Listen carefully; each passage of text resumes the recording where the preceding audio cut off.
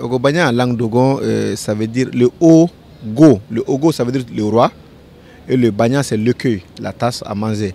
Donc Ogobanya en langue Dogon, ça veut dire l'écueil du roi. Mais l'esprit derrière, c'est qu'on appelle la joie, la fête, la prospérité, l'abondance, qui est un souhait que nous avons pour ce peuple malien. Raison pour laquelle le nom de cet esprit a été donné à ce festival.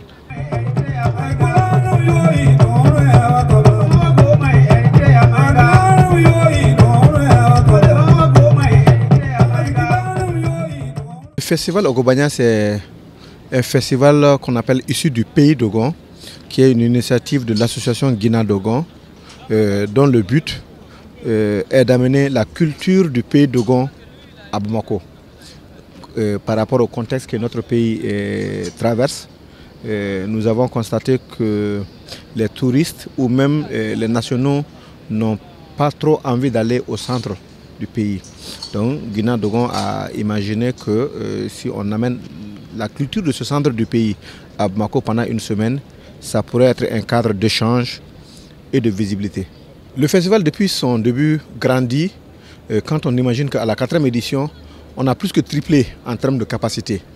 Et, bien sûr, dans le programme, donc, il y a des expositions, ventes de foires, mais il y a des stands dédiés carrément à la médecine traditionnelle, des stands dédiés aux objets d'art, carrément de démonstration. Nous sommes cette année à environ 170 stands. Et donc, avec des artisans qui sont venus de divers contrées ou de diverses cultures du Mali. En plus de 170 stands, nous avons ce qu'on appelle des espaces dédiés aux communautés, que nous nommons quartiers. Le temps est donné par un artiste du terroir, qui est Abokar, qui est connu par tout le terroir Dogon.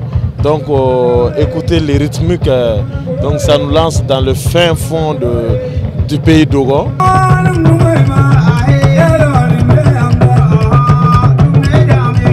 Ce festival est pour moi un retour à la source.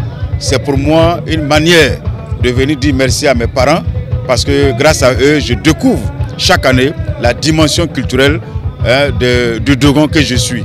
C'est vrai, je suis ivoirien, je suis né en Côte d'Ivoire, mais je ne suis pas perdu parce que je sais d'où je viens. Ce festival nous permet de nous retrouver, de parler de nous-mêmes, de nous souvenir de qui nous sommes parce qu'il y a seulement quelques années, j'ai compris que le Dogon, ce n'est pas seulement la danse, ce n'est pas seulement, je veux dire, la médecine, mais c'est aussi le textile, c'est aussi la gastronomie, et c'est aussi les cuisinages, c'est aussi les alliances avec les autres peuples, et on apprend beaucoup dans ce festival.